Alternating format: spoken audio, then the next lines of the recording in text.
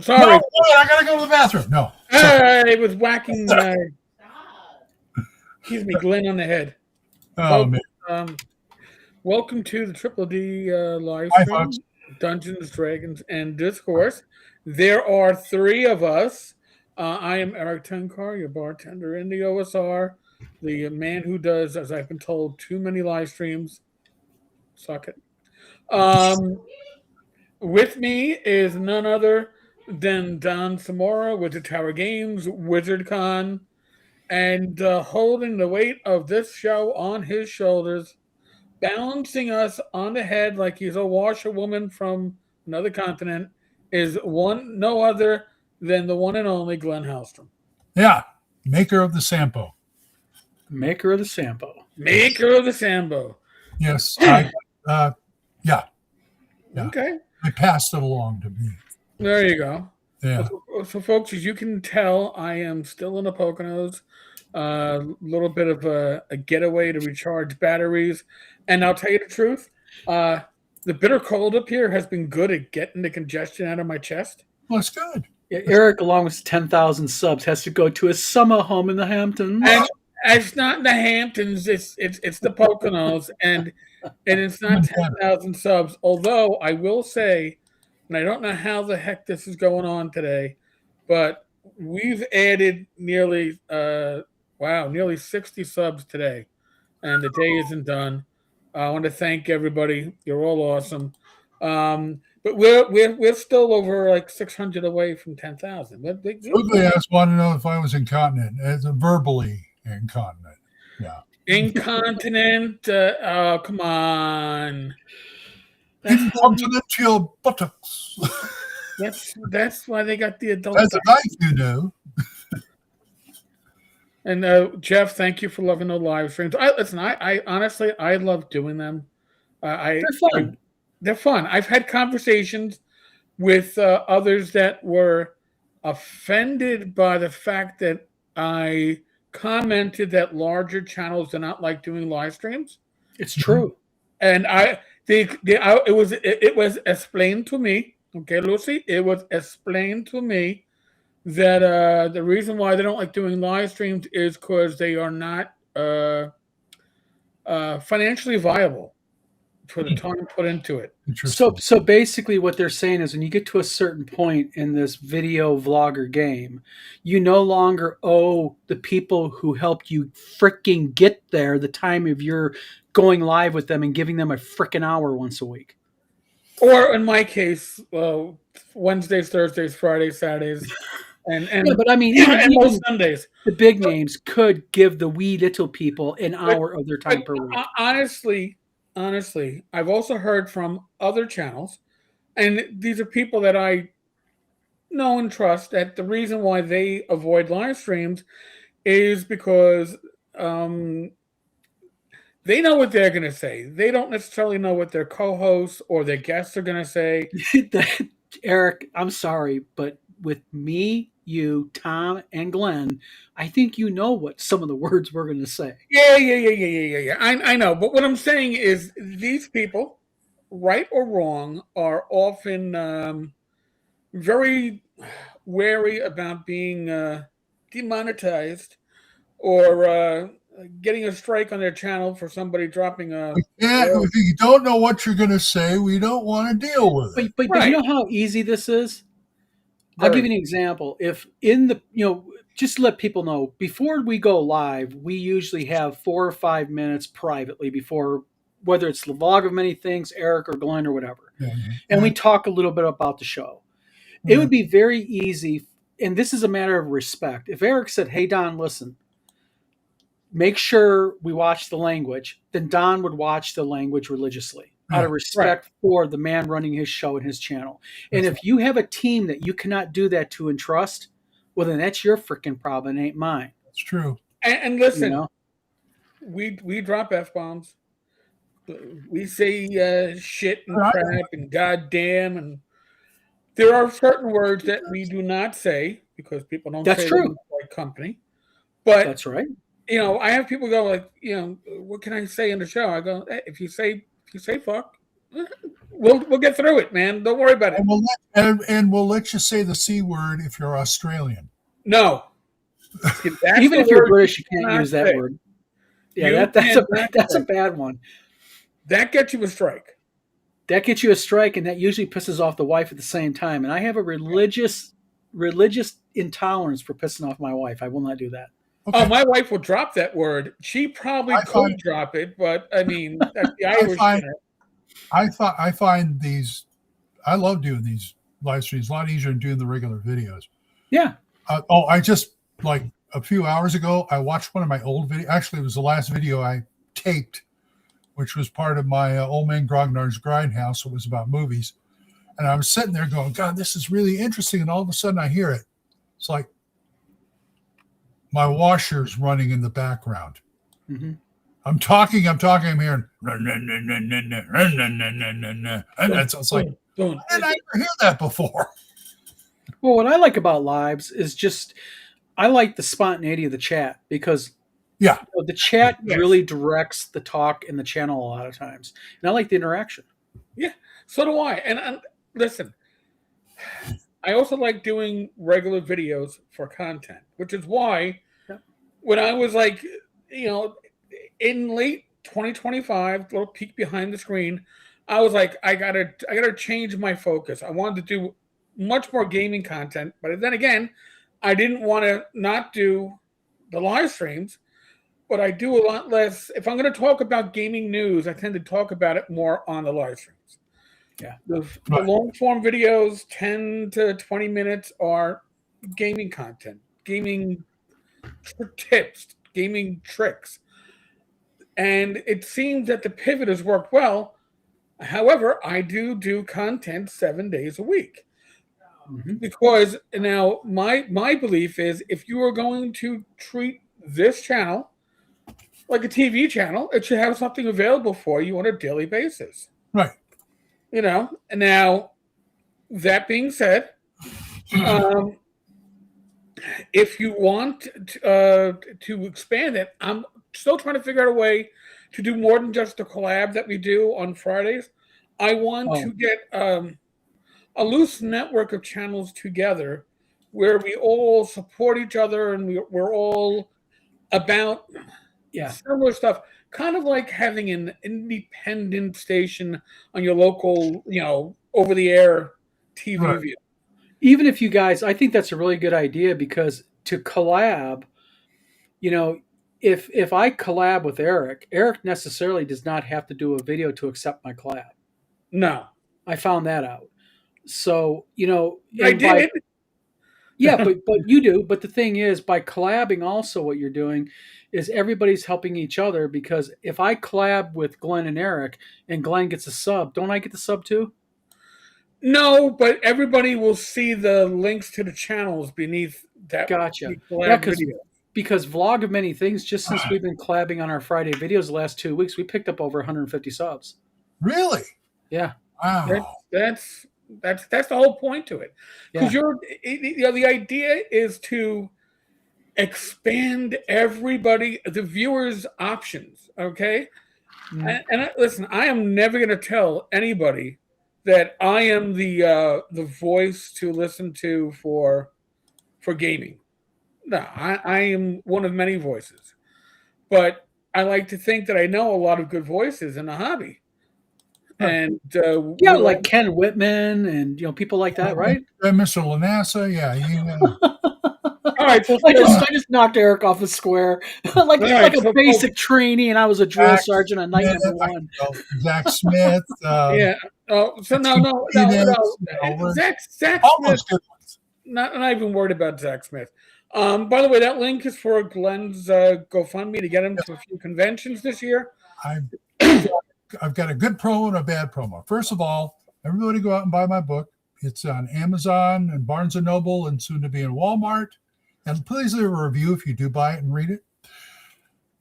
And I have a GoFundMe so I can raise some money so I can go to WizardCon in Battle Creek, Michigan. Where your GoFundMe is at. I'm going to need, I'm retired now, so we got Social Security. I don't have the money. I need a flight out there. This man up here, Mr. Don, is generously made me a special guest and did me right. Yeah, we're providing you with hotel. We're providing Yeah. you, weekend passes. We're providing you even, access to, because you're a special guest. You'll have the access to the guest room, which will have like food. I'll be there drink. selling the books and signing them and all that Yep. good stuff. Yep. I got 2 others to do that at, but that's the only one I need help to get. Yep. So if you could, I set a limit of, I think, 1,000. That'll cover everything. Yeah. So if you could, please be generous. Thank you. And I would thank you. And should I say it, Don? What happens if I give them, if they give me like $50 or more? Sure. A reach around? You get an autographed copy of my book. Yeah. I thought it was a reach around, man. I was getting, well, not excited, but scared. Oh, but Lord. okay. Oh, Lord. Now for the bad promo. There's this magazine named, what was it called? This one. Yeah, the Gorgon. Oh, tell them all about it, Don. All right. Gorgon Magazine. Now, there's a disclaimer. I am publishing RP Gamer Magazine, but Gorgon Magazine is a magazine that's going all over. Hold on, I want to get you up on. I want to get Okay. you up, but still have The- Glenn. Come on. Okay. Dre. The problem that I have with Gorgon Magazine, which is right here, There we go. is that it touts itself as a gaming magazine. But I got my copy the other day. It has a few QR codes in it. One of the QR codes don't work. Oh, well, that's always awesome. Also, there's no formal publication declaration page. It does use a 9,000 ISBN, which is that company right there. Gin and Tonic Press. Okay. It's by Gin and Tonic Press. And it uses 5 different font sizes. I put my font meter on it today. 5 different font sizes throughout the book. And it is packed with nothing but AI imagery. And I'm not trying to knock the guy, but, he doesn't even cite who's doing the articles. This is his citation page, if you will. His table of contents. Yeah, let me see if I can get this thing out of like there. Hold on. Let's see if I can get this thing unblurred. It's written. Yeah. Come on, Don. Let's get it unblurred. Yeah.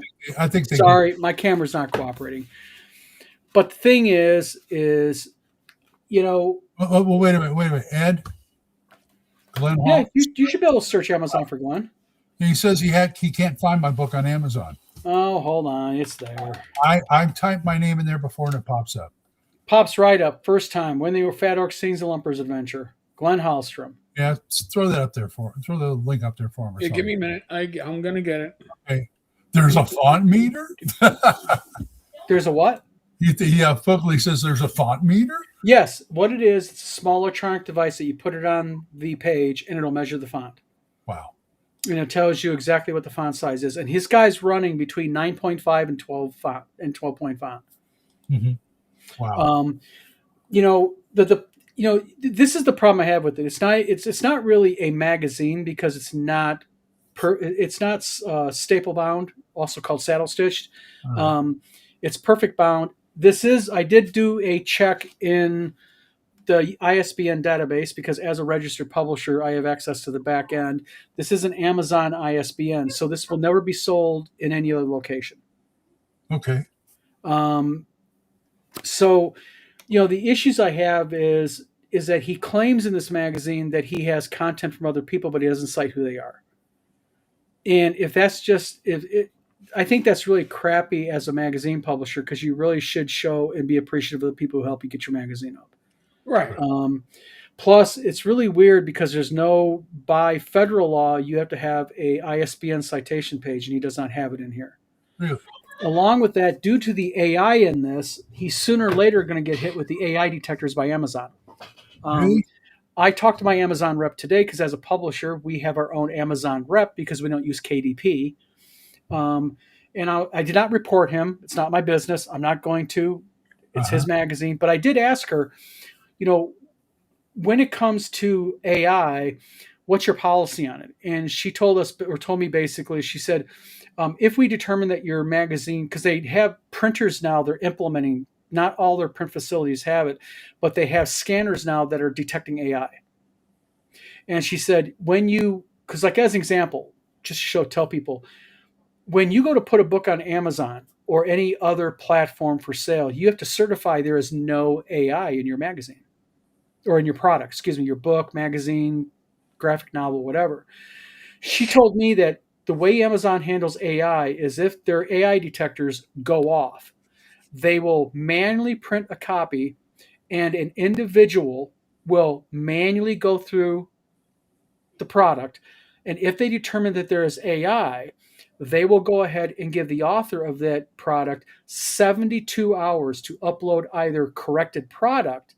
And if they don't upload corrected product and or just ignore them, then that author will have their product removed and they'll be permanently banned from Amazon.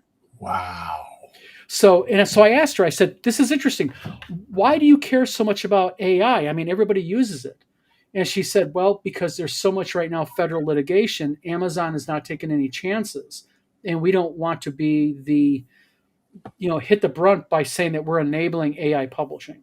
So Okay. sooner or later, especially when you're using nothing but 100% AI, and this is by a place called Gin and Tonic Press. I did also, for sense and purposes, take a look at them within the publisher database because we're registered publishers. We go to my identifiers. We can look at other registered publishers. They are not a registered publisher. So I don't know what this guy is doing. I thought about reaching out to him just to say, hey, I'm happy to help you, maybe give you some advice and steer you to certain things because you're kind of setting yourself up to fail here. But the thing is no, Fugly, she did not lie to me. She did not. No, this is a Amazon publishing rep. We have back end access to. We have our own reps at Amazon that guide us. But not only that, I mean, this guy has art that he does not credit to anybody. Yes, anywhere. there's no So you accreditations. know it's AI art. Articles Yeah. that aren't credited to anybody, including Yeah. himself. So, I mean, Well, also, what people don't realize is there's certain federal laws, and people don't realize this. Like as an example, there's a reason why there's always an ISBN citation page, because you have to list your ISBN. You have to list if it was made in America, printed in America, where was it printed. Fugly makes a point. He says KDP asks about levels of AI in their upload pages. They do not ban AI. They do not require an ISBN. No, Fugly, you're misunderstanding me. They do not require an ISBN because you can go ahead and use Amazon's ISBN. This is an Amazon issued ISBN. Okay, Fugly, I've been dealing with Amazon for 22 years. Okay, we have our own rep there. I'm not trying to get on your ass here, but this is an Amazon ISBN. It's got a 9000 code EAN code. What that EAN code is, which is the smaller barcode next to the ISBN, when it says 9000, the reason why places like Barnes and Noble and such will never carry a book with the 9000 EAN code associated with an ISBN is because when Barnes and Noble scans that, the ISBN pulls up the book title, but it will not pull up an Amazon ISBN. It will not. Amazon does not register their ISBNs with Boker/my identifiers. They do not, because these are all just blanketed ISBNs that Amazon issues. So and I can look at this ISBN in my publisher database. This is limited to Amazon.com.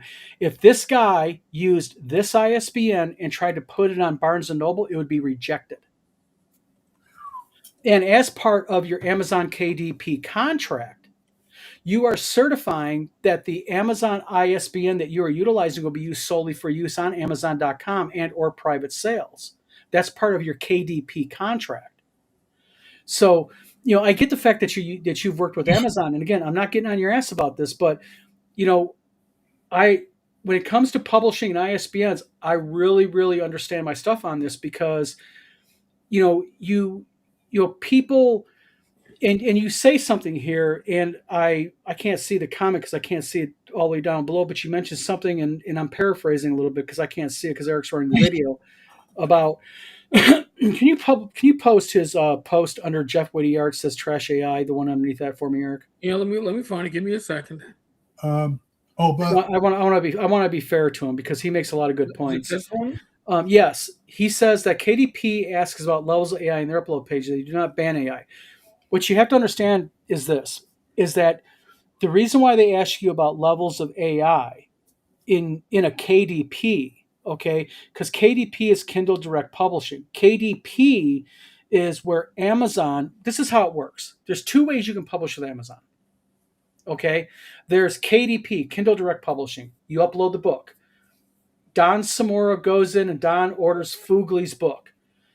Amazon gets an instant thing to their print facility, says Don Samora ordered Fugli's book, and then that night, Fugli's book is printed, one copy, and then it is sent to Don that next morning. That's Amazon Kindle Direct Publishing. But then what you run into is you run into publisher ASR accounts like I have, where in order to publish with Amazon, we send Amazon 250, 500, or 1,000 copies of a book. That's why you will see things like under our account, it says, like when you look under Glenn's, stocked and sold by Amazon.com. It's not manufactured and sold by Amazon.com because they stock our product on the shelf. And then depending on what sales goes, our next PO from them may want 500 copies. They and may it's want not 1,000 copies. it's not just books either. I mean, I used to help Becky pack up her when she was selling spices and stuff. She'd pack it up. We'd label it and everything and send it into Amazon's warehouse. Yes, or you send it directly to the customer because what you are, you're an Amazon direct seller. Now, Fugly makes another point here. He says KDP also publishes softcover and hardbacks too. Yes, they do because it is KDP. It is Kindle Direct Publishing. That is Amazon printing the hardback case-bound book or Amazon printing the soft-bound book. And the problem that we're running into, or the problem that publishing is running into now, and this is just a fact of the matter, is that right now there are several federal court cases involving AI. And the paranoia that Amazon has, along with places like Barnes & Noble, is that if these cases, and they're going to be bound up in federal court for years, and they know that, but the problem is if these cases end up going south and they say, this AI manufacturer was indeed in 2022, or let's say 2025, saying, you know what? Don used AI in Glenn's book. Okay, then what ends up happening is it opens up Amazon, not Don, because Amazon facilitated it by agreeing to publish it. So they're asking very open-ended questions, and you have to really read between the lines with what they're asking. But like she told me today, and it's interesting because I believe it, is that they're implementing new technology to scan for AI. Yeah. Because it's just the nature of the beast, and again, you have to look through the fine print of the Amazon contract. Thaddeus makes a good point. Also, he says Amazon should be paranoid, especially because they have no clue how the various different. And see, that's another thing is, and this is another thing that people don't understand about ISBNs. And I'll shut my mouth because it's probably boring a lot of people. Is Thaddeus makes a good point because part of publishing is when you publish on Amazon.com, no matter whether it's KDP or whether it is Amazon, you're just going to be a stocking publisher like us. What happens is you have to select your markets. Japan, Germany, France, UK, Britain, all these places and all these other places. And I'll tell you what, AI is getting hit hard in places like the UK, France, and Germany. I can imagine the use of it. So I get your point, Fugly, and I'm not trying to give you shit because you bring up a lot of good points, but Amazon's rep is not lying to us. What Amazon's rep is trying to do is they're trying to warn us as a publisher, be very careful because if things go south in the federal courts, or let's say the EU bans AI, they're close to doing it already. Then what ends up happening is that's going to affect Amazon more broadly because a big part of Amazon's business is the European Union. Oh yeah. So, It's just a real sticky situation with AI. And I'm gonna say something about this magazine. If this guy wants to put AI in his magazine, this is his magazine. But the problem that I have with this is he doesn't disclose he uses AI. Right. And I asked him on his publisher page, hey, do you use AI before? Because I only saw the preview on Amazon before I ordered this. What he said was, and I asked him, was it perfect bound? He's deflected even Eric's Oh, inquiries about AI. oh, he didn't even address mine. He was just And then he said his book is perfectly well done. And when I said, well, does that mean it's perfect bound? And do you use AI? He banned me from his page. Ah, So, which tells you a lot. yes. Okay. And I listen. I got the Kindle version because I had some Kindle points burning a hole in my pocket, and why not at that point? And here's the thing: I tried looking at it on my phone, and I couldn't really see much in the way of details, but I did notice two things. He's using D&D content, whether it is classic or 5e, but there's no OGL and there's no reference to a Creative Commons That's that right. I can find. So And he's already he's violating. utilizing the name Dungeons and Dragons and Dungeon Master, which are trademark names, that's and right. you're supposed to put the OGL in your product when you utilize Wizards of the Coast Protected Product ID. That's right. That's right. So I mean, already this person, and I don't know him personally, we're not, is doing shortcuts. Um, Now I would expect. I'm gonna make, as they say in The Odd Couple, an assumption, which will make an ass out of you and me, but that's okay. Yep. I'm gonna make an assumption that the life of this magazine will be limited. All So right. get your copy now. I'm not gonna. I don't think it's of a quality that's going to be collectible necessarily because nobody. It's print on demand. So until it is pulled, I pick it. and I'm just spitballing here. But if you are, listen, if any company is going to be gun shy with their IP right now and quick to pull the trigger, it's going to be Watsy. And I And would not be the one wanting to poke that bear after the last couple of years that they had with a certain bear poker. well, and Eric, there's another thing about magazines when you call yourself a magazine, what you're supposed to put on the cover. Can I share the screen? Yeah. Um, and again, I want to give an example by our magazine because this is very, very important to understand about magazines because you'll notice all magazines do this. And he does not. When you call yourself a magazine in the United States, there's certain things you're supposed to do. Hold on a minute. How do I do this? Same way you would do it if you were running it. Just that Hold on. I have to Share approve it. screen. There we go. Screen one. Allow. Okay, There we here go. I am. Okay, this is RP Gamer Magazine, our magazine we're publishing. There's a few key features about this magazine that you have to understand that reason why it is what it is because number one, the ISBN is down in the bottom corner. Now, we have it whited out because this is just our prep advertising copy, but you have an ISBN. And by the way, the reason why this right here, the small barcode I'm circling, this is called an EAN code. It starts with 5-1. When it says 5-1, that tells the bookstore or whoever's looking at it that it's published in the United States. And then there'll be another series of numbers, and that tells you the price. And this is the pricing barcode. Right. This 9401 actually for us is followed by 55. That 940155 is an exclusive number for Wizard Tower games only. That's our exclusive publisher ID number. That's the reason why an ISBN is the way it is. There's other identifying information is you have to have the date, the issue number, and the price listed on the cover to sell at retail. So, you know,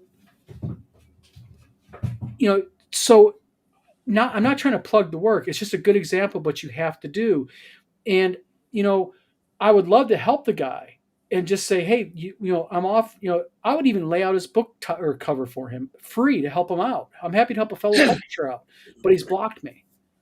So, it's I'm just a stickler. Do it right, damn it. Well, I mean, and isn't that the whole point to getting into the business? I understand. Well, you got to crawl before you can walk, and walk before Absolutely. you can run. But this person is trying to do leaps and bounds, and hasn't figured out.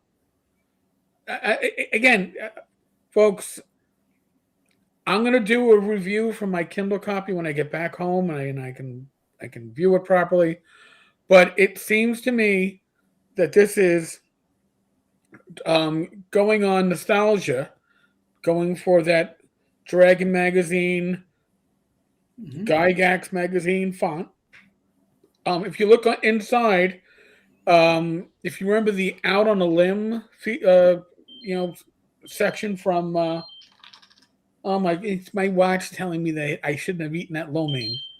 Oh, Um, if you remember the Out on a Limb column in Dragon magazine, they have a similar column with similar all the trade dress, which is legal to ape it, but it's a good thing I'm wearing pants. That's all I'll say. Always good you're wearing pants. always good you're wearing pants. While, Absolutely. while we're paused here, I don't know if this is the same guy or not, but thank you, Shark, for ordering a copy of my book, and thank you, Teddy, for donating $20 to my GoFundMe. Oh, cool. Very cool. Very cool. That's good. I said, Yeah, maybe the same guy. I don't know, but thank donate to Glenn's if you can. Donate. You can go to FundMe. You don't have to donate $50. You can donate $5. You could donate $10. Anything helps. I'm not proud. Go ahead. Yeah, any little bit helps. It does, Um, but but it's just a sad thing to me because I just, and Jeff Whittier says there's plenty of open source imagery at low cost spot illustrations.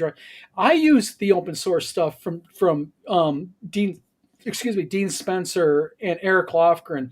I know the guys; they're really cool artists. There's nothing wrong with that.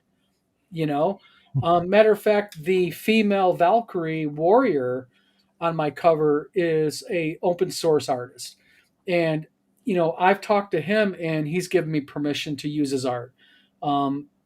So you know it's just to me is that, and I ran into this with another client of mine. I'm publishing a children's book for a woman, and today my wife in her classroom had a fellow teacher author in who's running into the same problem.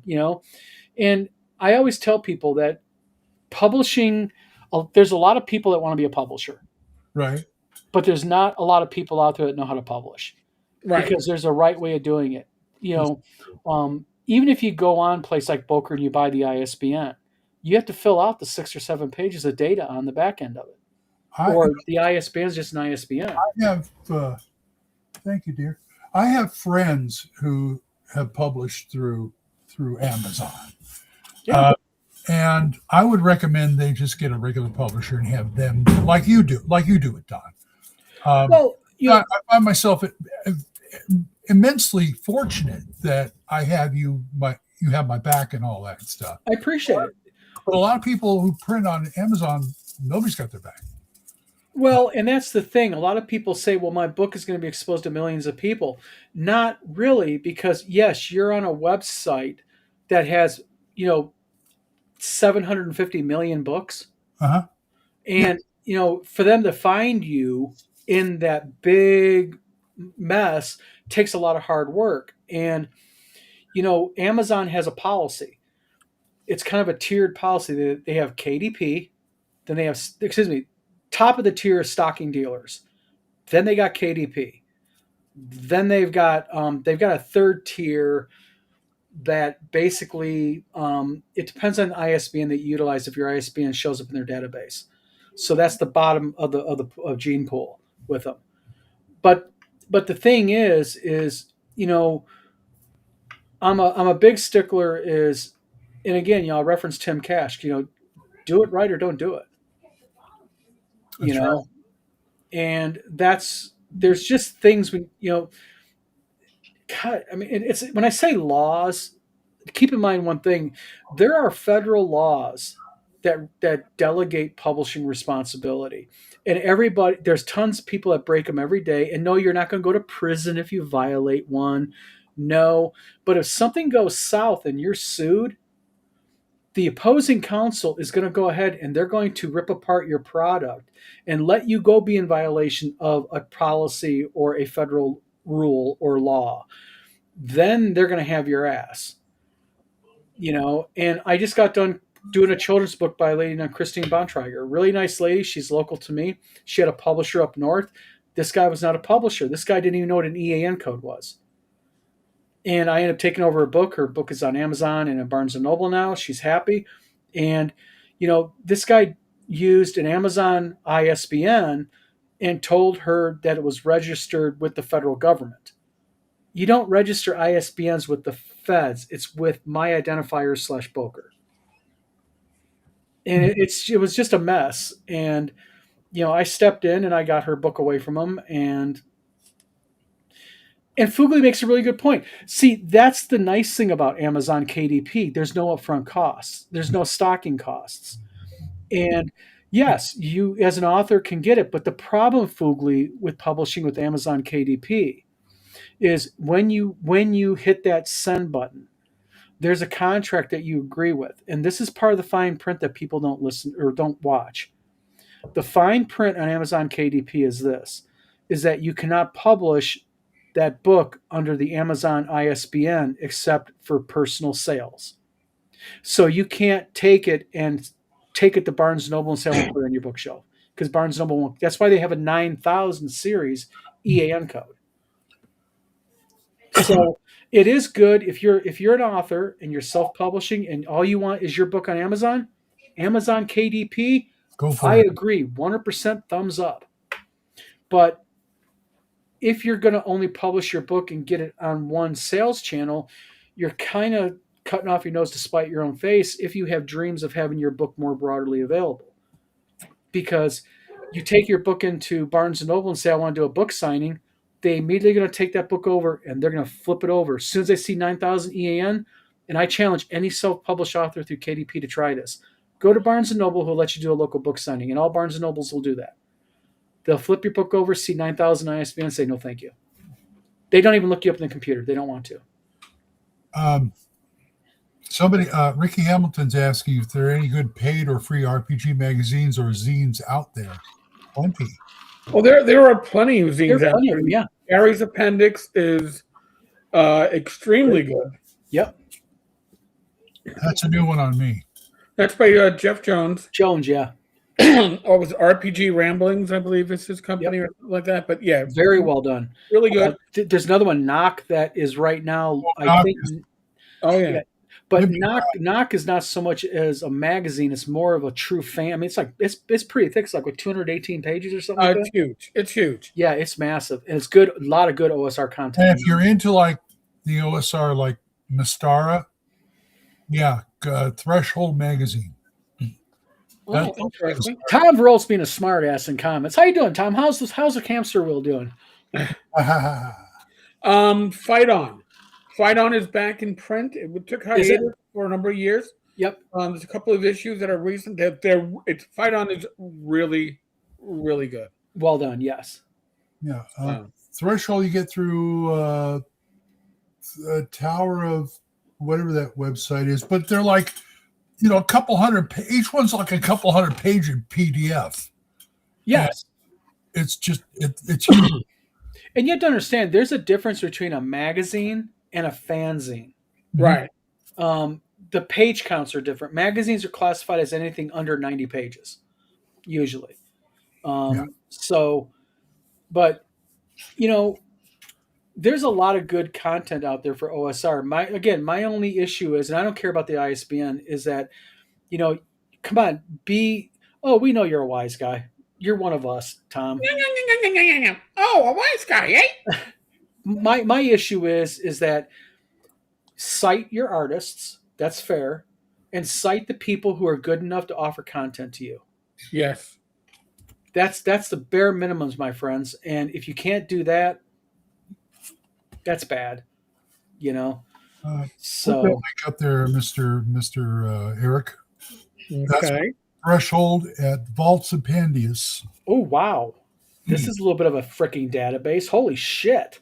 You just look. I'm on it right now. I just clicked on it. Holy cow! The rest of the website is great too. If you like, all the stuff that the gazetteers didn't do, they'll fill you in on it, and better maps too. Damn. Okay, I'm rarely impressed by an old school website. This is impressive. It's been around for a long time too. I can tell. Wow. And I remember seeing this one guy. I think it was up to 27 issues, and he said, "Here's my Vaults of Pandius printed out," and he had like these huge binders of just Yep. like 10 binders. It's like I would not print anything out at that point.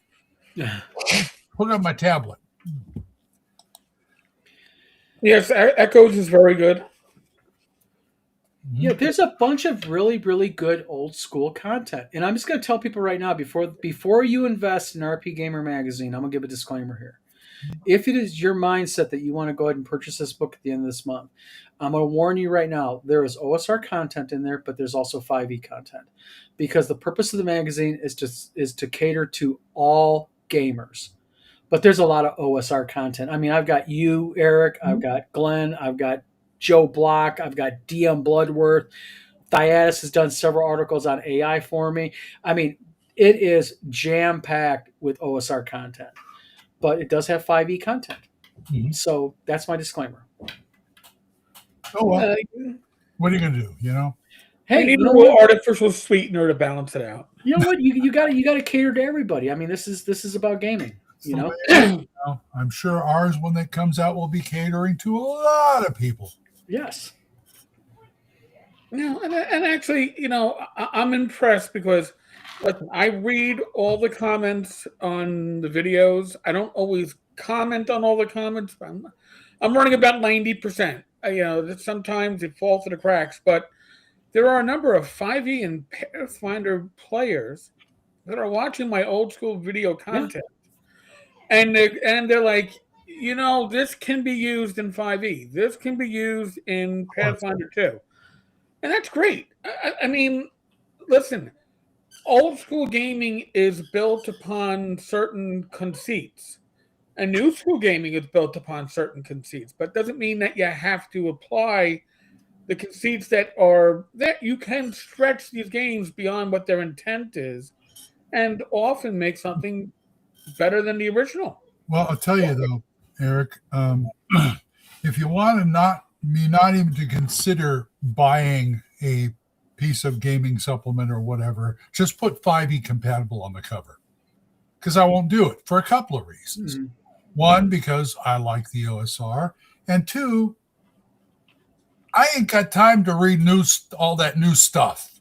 I got tons of stuff over here I haven't even touched. But you know what? And I'll be honest with you too. When it comes to 5e stuff, if it's a 5e adventure, I can convert that shit on the fly. Well, I'm sure I could too, but it's just, if it's 5e crunch, if it's 5e spells and magic items, you know what? Too much work. yeah. Mm-hmm. But adventures and settings, Very easy to convert over. very easy to convert. I'm fine with that. And AJ Pickett asked questions. I'll write for your zine for free, Don. If you want to submit articles to the next issue of RP Gamer, AJ Pickett, you can just send an email to info@wizardtowergames.com, info at wizardtowergames.com, and I'll be happy to put your work in the next issue. I'll give you a good rate. That's right. I'm Star Frontiers compatible. Yeah, okay. Got it. But the thing is, gaming is about, and we talked about this in our collab. The topic this week on Eric and Joe Block and Joe Lawyer's collab is about, has 5e stripped out the exploration aspect of D&D, that type of thing. And, 5e is here to stay. That's what the newer gamers like. So I look at it differently. Anyway. Well, I don't look at it as a player. I play OSR or my own, or open worlds, my own RPG. But as a publisher, I had to be mindful that there's other people out there besides us 50-year-old guys playing. Yeah. So, we can't be the old men just railing away at the clouds. that's right. I can't. Is 5e for me? No. But do I begrudge players that play 5e? No. And if it's good content and it happens to be written for 5e, I'll find a way to make it work in an OSR game. But I'm not going to go out of my way looking for something that's only 5e. Yeah. All right. But if it's something that's covering multiple editions, that's fine. I've got a few 5e PDFs on my hard disk. I mean, think about Plastic Dragon magazine. Before it became a house organ, all right, when this was run under Tim Kask and his immediate successor, I guess, Kim Mohan, Yeah. you would find traveler articles, all right? You would have articles for various RPGs, not even from TSR. Found a couple of champions articles on. All right. Yeah. So you had some champions articles. That's what Dragon magazine was about. So now, in a modern era, if you're going to be an RPG magazine, if you can give respect to classic games and modern games, then you're probably hitting the sweet spot. Yeah. Listen, one of the best articles I've read in Traveler that I enjoyed was Dwarves for Traveler. Did I ever get a chance to use it? No.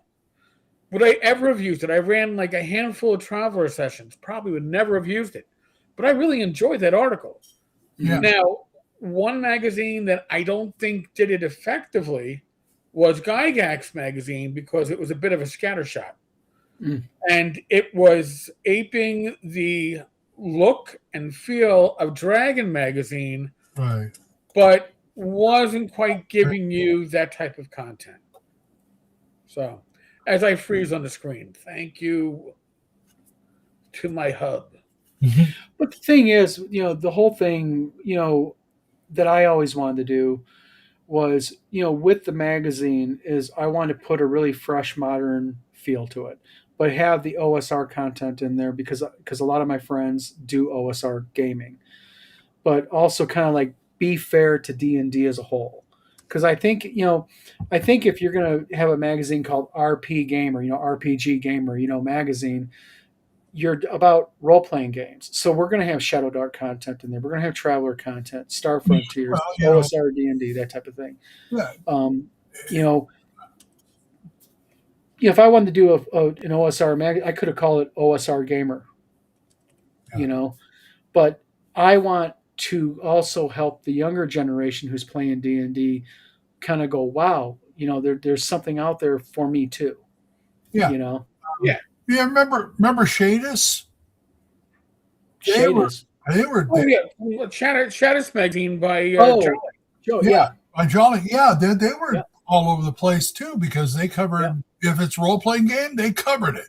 Mm-hmm. Shadis, I really liked Shadis, and I submitted an article idea to Jolly back in the day. Yeah, and he was excited about it, and then I went to the police academy. I never had time to write it, so that tells you how long ago Shadis magazine was. By the way, that's what I said. That's a few decades ago.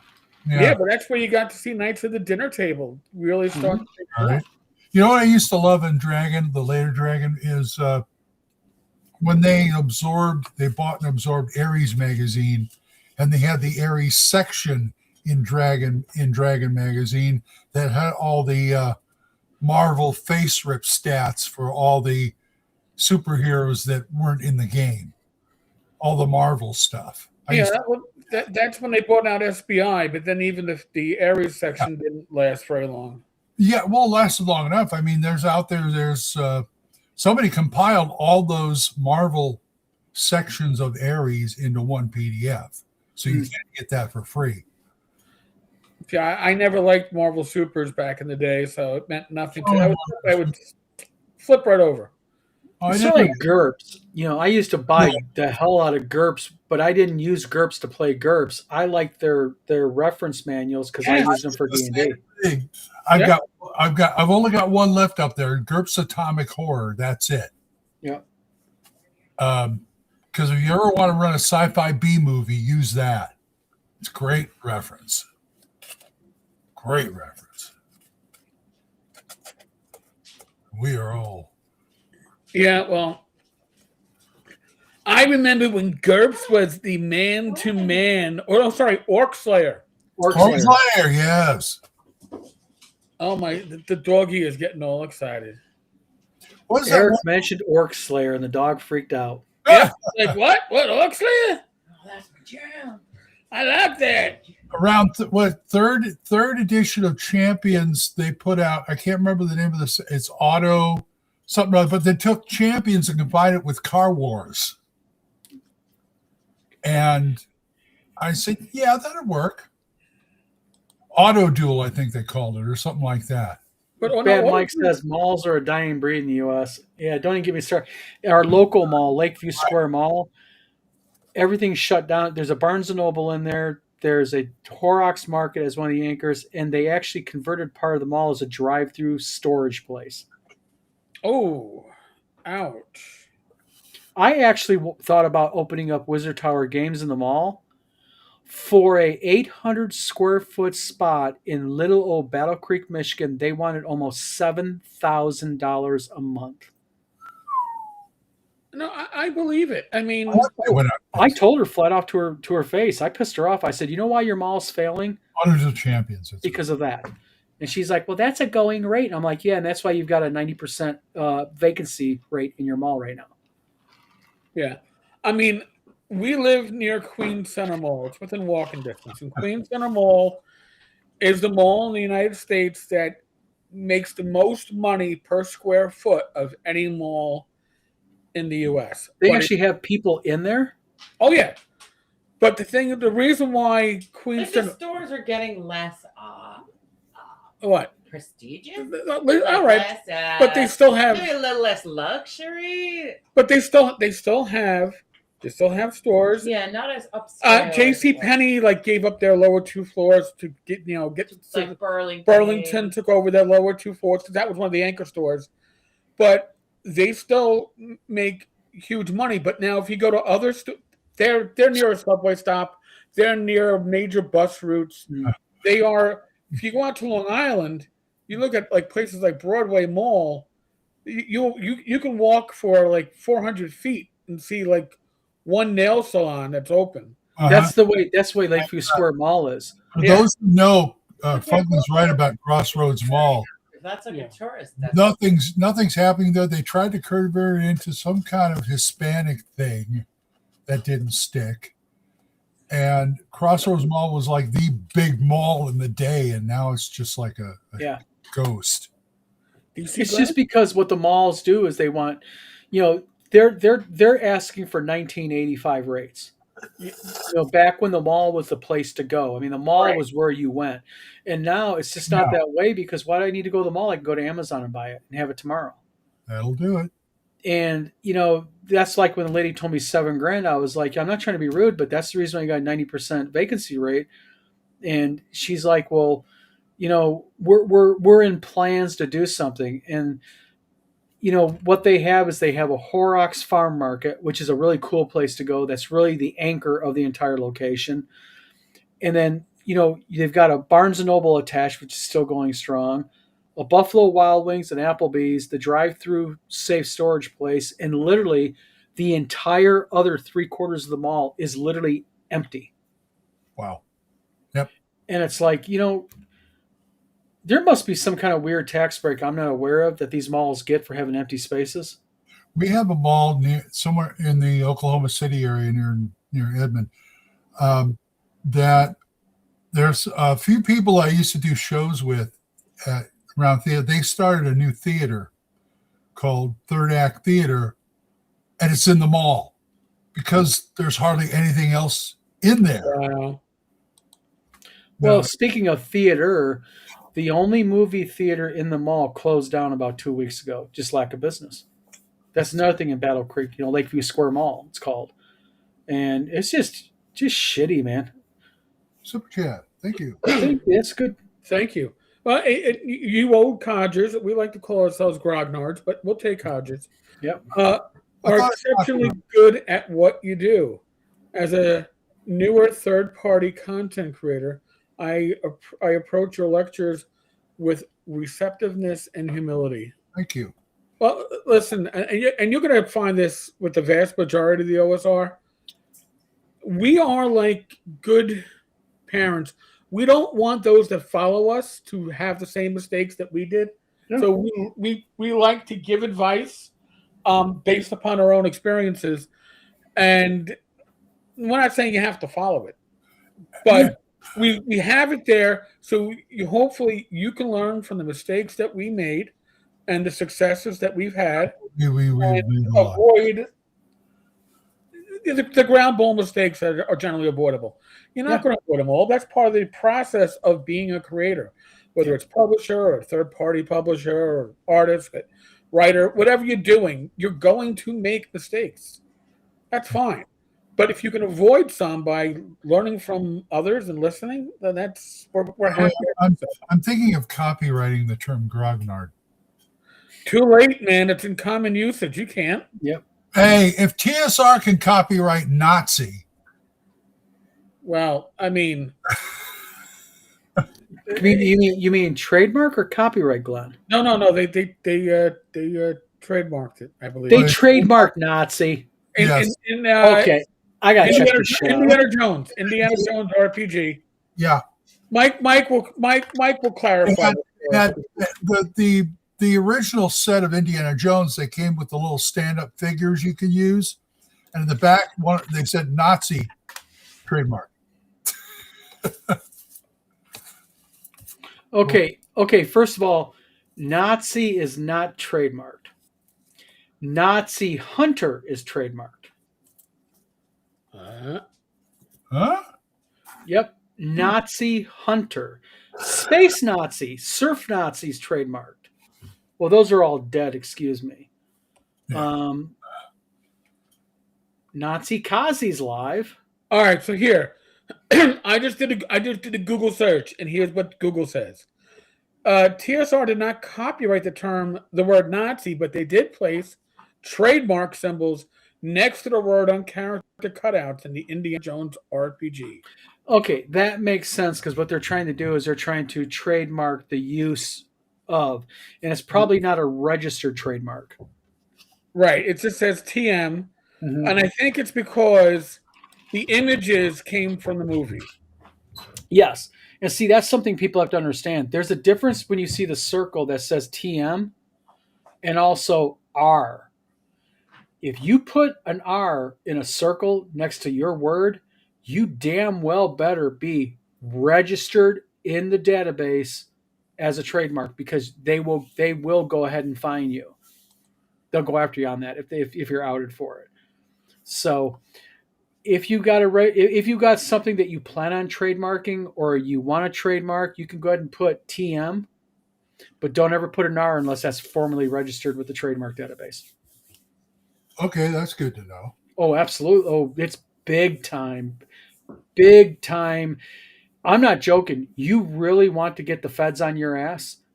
Be reported for having an R in a circle next to a word and you be a commercial product and it's not registered in the trademark database. You will get a letter from the feds, and that's no joke. New TSR did that, and I have no idea who reported them for it, but they removed it from their website very quickly. Wow. I would never have done that because I think that'd be wrong to report, but who knows? Yeah. So listen, they made enough frenemies. Is that what we call the word? Frenemies. Frenemies. They made enough frenemies that I'm sure you could use a random frenemy generator just to figure out who possibly could have done it. Yeah. I mean, and I'm sure it wouldn't even have to be the USA. I mean, TSR made frenemies worldwide. They were like the British Empire back in the heyday. Yeah, pretty much, weren't they? Yeah, pretty good. I guess so. Sean, great YouTube short videos. Thank you. All right. listen, I'm gonna throw it out there. I use a short generator that was recommended to me by Joe Block, the Grey Hawk Ragnar, and One I'm like, vlog helping another. yeah, and that's the whole thing. It's was it a clip goat? Clip goat. That's what I use, Yeah. and it will generate generally from your regular long form about 7 videos, sometimes 6, and it does a damn good job. Now I used to use Restream to do it, which is how we do the live streams, Yep. and Restream does an okay job. Yeah. ClipGoat does the much better job. Oh my god, much better. So Yeah. so again, it's Clip Goat. And keep in mind, Greatest of all time. this is part of what happens in the background that people don't understand is that all of us vloggers, we talk and we help each other. Eric, all of us give each other information. Hey, we're using this. This works well for us. We're not trying to garner subs and guard our subscriptions because I don't want Eric to get one or Eric doesn't want me or Glenn to get one. We all in the background freely give information to help each other out. Because that's what you should do. That's what this community is about. You know? I mean, it's not zero. There's this idea that this stuff is zero sum, and it's not zero sum. Here, I'm gonna. This isn't even an affiliate link. It's just a regular link. That's what I use. That's what Joe Block uses. I've been very happy with it. It's about $15 a month if you pay for it on a yearly plan. So I find that the shorts generate about $15 in income every month. Pays for itself. It pays for itself. And as your subscriptions get higher, you'll start making a profit based off those shorts.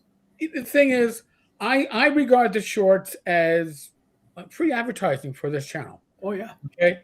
You get to look at a minute or two of a longer form video with me talking about something that is quite likely OSR related. And if I do a good job, you might want to come back and look at the long form stuff or check out the live streams. But, we do this stuff because we enjoy it and we enjoy participating with you and engaging with you. Because without the audience, especially on these live streams, if you weren't in the chat and the three of us were just talking, and there are, by the way, there are live streams that are like that. Yep. We've seen them. You make these live streams what they are, okay? Because you are literally the randomness. We don't come into this going, all right, what's our topic for tonight? What are we going to talk about? We got 90 minutes. I'm going to talk about. No. We might say, hey, we want to talk about Whitman. Well, we did. We want to talk about Gorgon and everything.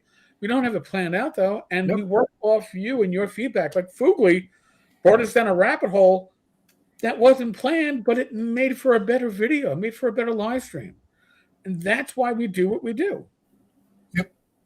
Yeah, because keep in mind one thing, here we are Friday night at 9:00. Right. We're not sitting, watching TV with our wives or anything like that. We're here interacting with people that we like and that we want to deal with. Yep. And that's part of what I like about the live is the comments from the people in the community. And I'm trying to push for more. I mean, we do a lot of evening live streams, but I'm pushing a little more for some daytime. Yes. And I think my schedule is lightening up. And I already joke, folks. I do live streams Wednesday, Thursday, Friday, Saturday, and 3 Sundays a month. I mean, people have been pushing me to get more on here, so I do live streams. I got Don involved now. I'm trying to get Eric involved, and it can just make everything better. All of us better.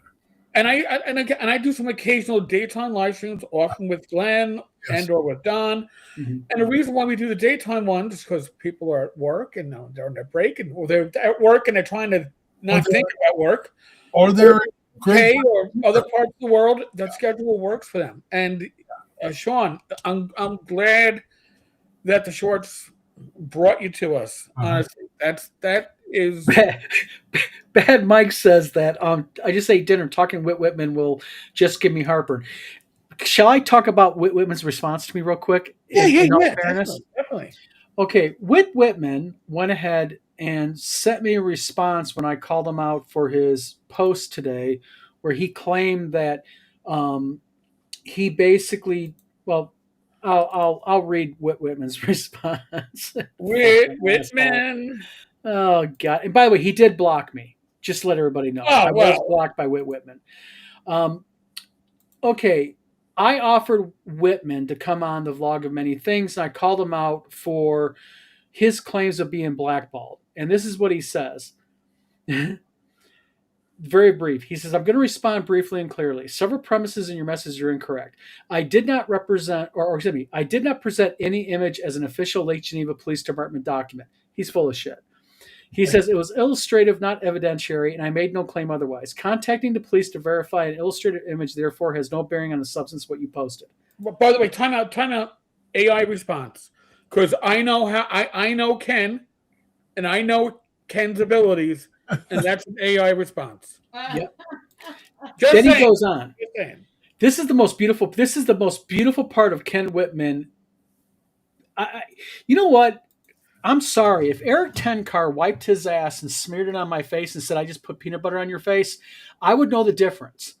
But Ken Whitman's trying to put peanut butter on my face. This is what he says. I have not claimed to be blackballed in any manner that you're implying, nor have I claimed to have been accused of being a sex offender. I have addressed specific instances of rumor mongering in the past and have been precise about that distinction. No, his first comment in his post today on Whitman's on his Facebook is, "This is how I got blackballed from gaming." Yeah. So the guy says it, and then you call him out on it, and he denies it to your face, and it's like, dude. And he didn't even edit it; it's still on his page. But he did block me, but he can't block me from his page. He doesn't know it yet. He says because my invitation to come on the Vlog of Many Things is framed around disputed premises and adversarial follow-ups, I'm declining to participate in another interview on this topic. Then he blocked me.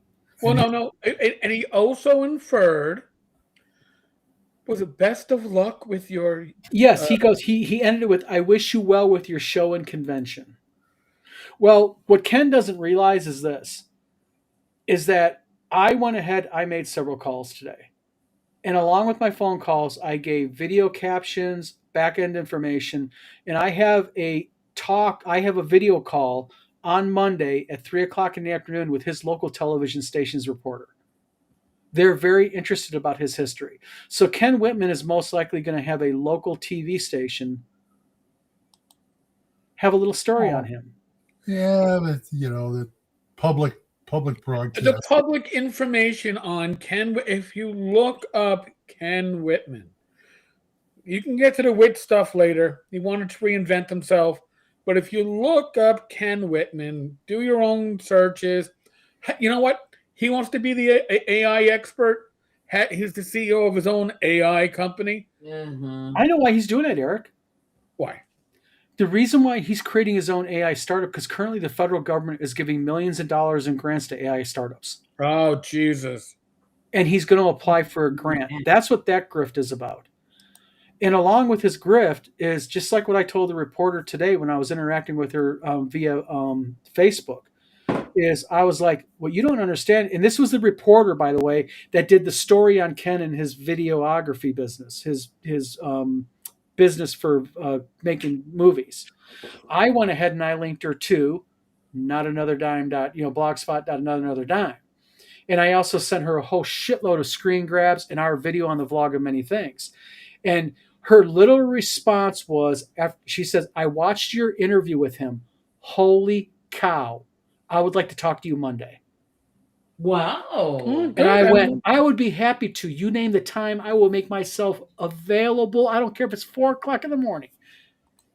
So me and her is going to have a video conference on Monday, and I'm data dumping her over Facebook. In fact, I'm doing a Dropbox, and I'm going to go ahead and I'm just data dumping her. But just send her to Not Another Dime. Oh, I already did. Okay. I think her mind was blown. All right. Shark wants to the quick thing on Ken is Ken ran multiple Kickstarters back when Kickstarter allowed you to run multiple Kickstarters and not fulfill them before you start your next one. Knights of the Dinner Table live action series is probably the most famous one that he didn't fulfill. By the way, the hard drives for that one burned up with Mrs. O'Leary's cows, farms, some fire upstate New York. Yeah, he was sued. That's what he said under oath. Then Castles of Crusades, again, all gaming related back then. Traveler, these were pilots. They went, what's the word, tits up? Almost 300K. Yeah, pencil dice, pencil. There were at least 2 or 3 different pencil dice Kickstarters. There were several pencil dice, yeah. Yeah. And then he did a Pop-O-Matic dice roller thing, but that one got old because Pop-O-Matic wasn't new, and he didn't. But in any case, so then he had to leave the industry. Went on to doing filming stuff, which I won't go into details because I'm going to accuse king shaming. I don't want to get accused of king shaming. And then he had to move states a couple of times because he got blown up in Atlanta in their film industry. So then he started a nonprofit for kids to get into, but the nonprofit was also working with his for-profit company to film stuff with Snow, Jon Snow, Mike Snow, Joe Snow, the wrestler that nobody knows of. He definitely snowballed people. So, well, Snow was the actor, but you can look up Ken Whitman on IMDb and see all the movies that may or may not be out. That's the whole. And you can also go to blogspot.notanotherdime.com. Oh yeah, not another dime.blogspot. It's blogspot first. All right. Yep. Blogspot.notanotherdime.com. Or just go to my blog 10carstavern.com. Today's post is from Chris Agil, who was running and runs Not Another Dime. Yeah. Chris posted on my blog, and he has links to his blog. So there. Yeah. And in all fairness here, we did interview Ken Whitman about a year ago. He did come on the Vlog of Many Things with me, Eric, and Tom Verolde, and he admitted to everything. I mean, he admitted literally to taking almost $300,000 from people. But it wasn't his fault. And he was going to pay everybody back very soon. You guys watch and see. I'm making this right. I'm gonna fulfill all these Kickstarters. Okay. And that's how Eric got his copy of East. Far West? No, Far West was Far West. Didn't he ever leave Far West? Yes, Shark. Pretty much. Got it. His initial excuse for his inability to complete stuff was he was diagnosed with CTE. But if you know what CTE is an illness that happens to athletes that are in impact sports, wrestlers, boxers, football players can be diagnosed with CTE, but it's something that's only diagnosed upon when you're deceased and they rip your head open and they look at they have to actually physically examine your brain. You can't self-diagnose yourself. Now, I'm not saying he hasn't had a lobotomy. That's an absolute possibility. But other than the fact of that, I just don't. The problem I have with Ken is you can go to the Vlog of Many Things and search the word Whitman. Our interview, we gave him ample room to discuss this. I mean, we did not get adversarial with him at the beginning. It took about an hour, which I was very surprised. But the thing is this guy is a true manipulator. And what he's doing now is he is going in to gaming, or what he's doing, he's making posts and sharing them in gaming groups. And the reason why he's not making the post in the gaming group is because if he does that, he does not control the post. Right. And so what he's doing is he's blocking anybody that confronts him. Several people have preemptively blocked, so I was expecting that. Yes. So several people have shared Not Another Dime through Blogspot, and he bans them. He's banned me now formally. But the problem I have is that his new venture is basically saying he's going to help new conventions get big name people for between $500 and $5,000 appearance fee. Now, I will say one thing. An email was sent inquiring of him, and he has responded to it as of about 10 minutes before this video posted. Oh, And in that response by him, he said this. Let me show you. His response to me directly was, this was my email to him, and I did use a different email. a different email. I said, I'm interested in having you possibly get me some big name events for my new con. I'm a new convention happening in Tennessee, and I very much are interested in your services. Can you give me more? This is 48 hours ago. His response was this. Hello, my name's Ken Whitman. You can look me up in the IMDb database. He sent the link to the IMDb database. I used to work for TSR Hobbies back in the day. Boy, can I tell you stories. Right. I can go ahead and guarantee you a myriad of special OSR guests for your convention. The minimum fee is between $500 and $5,000, depending on your fee. And how it works is this. Number one, I will work up a contract and I will have that sent to you of the guest of your choice. I can get you people like, and this fucking pisses me fucking off. He says, Don't hold back, Don. Tim, Don't hold back. oh no, he invoked the wrong motherfucking name Oh. to me. I can get you names like Cask, Elmore. Mention Tim Cask to me. All right, wait. He's Hold on. Let me. Let's go through this one at a time. What an Tim animal. recently passed. Tim So, passed on Ken, December Ken, 30th. He messed up on that. Update your AI. Next one, Elmore. Elmore doesn't do cons anymore. No more. because of ill Yep. health. He goes on. I can get people like Cask, Elmore, Darlene, and other big names. No, he can't. No. He goes, I have a standard $100 fee that what you'll do is you'll pay me the $100 fee and also their appearance fee, which is between $500 and $5,000. Which Put On that average, Yeah. Okay. He's gonna skim that. on average, it is $2,500. Skim nothing will take it Yep. all. He goes, also, I can go ahead and arrange to have you provide plane tickets and also per diem, which you'll pay me, and I will go ahead and arrange the guests. Well, the plane tickets are $2,000. Yep. But But he goes on. This is the best part. He goes on. The only thing that happens here is you have to sign an NDA as my special guests that I have contracts with do not want their names put out unless it's by special means, whatever that is. So the way we will work this is I'll come up with an estimate for you. Please select your special guest that you want to have, and I'll present you with the contract, and I accept payment via PayPal, friends and family. If you pay somebody via friends and family, you don't have PayPal protection. None. He also accepts Venmo and also direct bank wire transfer. So I responded back to him, awesome. I'd like to have Tim Cask and Darlene. Please send me a contract. And I sent him fake name and information. Now, I don't know if I've outed myself. The contract. I would Boy, ask he for all screwed up. this. He made a big mistake mentioning Tim Cask to me. Yes. Oh, he made a holy big mistake. I would have asked him for anybody who was deceased. You know, Tim, Janelle Taquets. I would like, those kind of people and see what he does. No, I'll tell you what. You want to play games, and you want to play games fine. You mentioned Tim Cask to me. Eric knows this. You better have your ducks in a row. Yep. Because we just unleashed something. Tim, by the way, Ken, if you're watching this, you have become my new project for the next 30 days. Uh-oh. I'm not joking. I'm going to make notanother.dime.com look like an amateur website. Are you going to throw? You really screwed up with me. I'm so pissed off at that. Oh, God. Well, I'm sorry for getting worked up, but you know what? That's okay.